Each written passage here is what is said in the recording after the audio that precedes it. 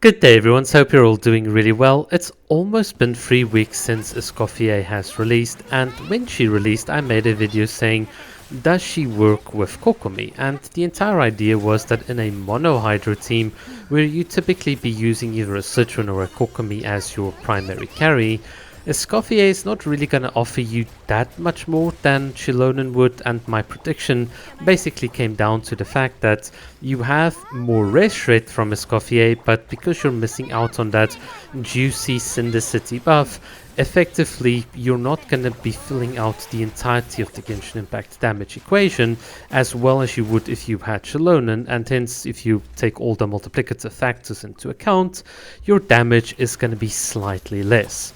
And, well, I can tell you now that I did get Escoffier literally yesterday before her first banner is over, and the prediction is very much true. But the damage ceilings that I'm hitting here with Sigewinne, they're just not as high. I mean, we're getting up to almost about 151, but then again, with Shilonen, we got a much higher number, as you just saw there previously.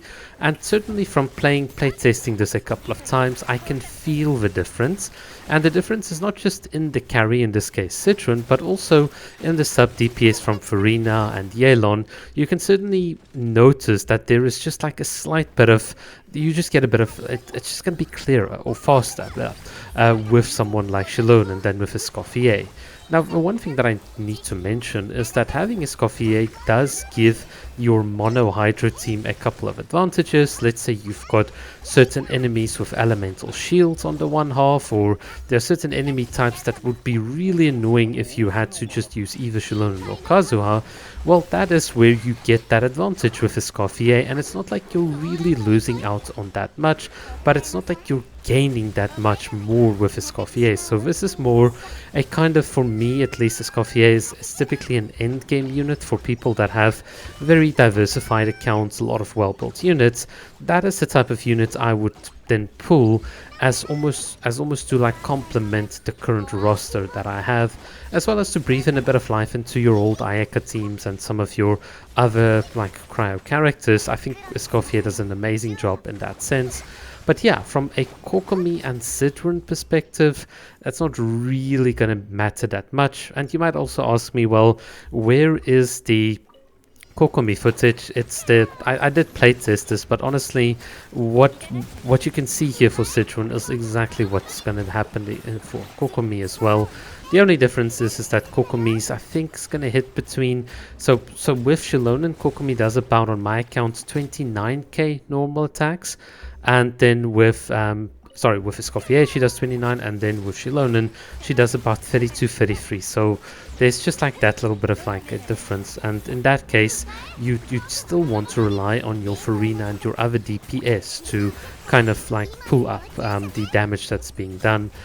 Yeah, in any case, with a Kokkomi team, obviously you're going to use Yelan's damage more, and I just find that by filling up the damage equation with Shilonen, you're just going to get more in that mono kind of Hydro team.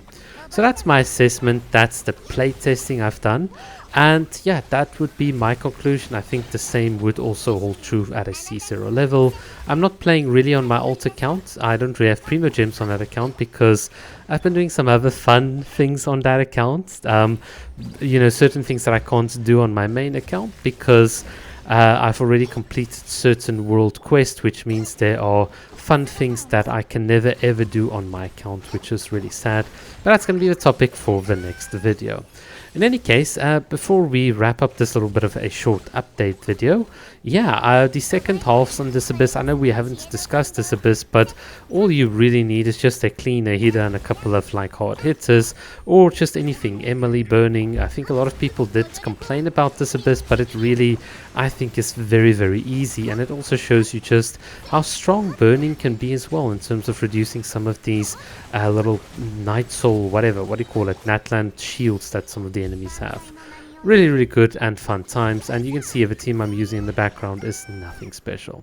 Alright, that's it from my side. Thank you guys so much for watching. Cheers.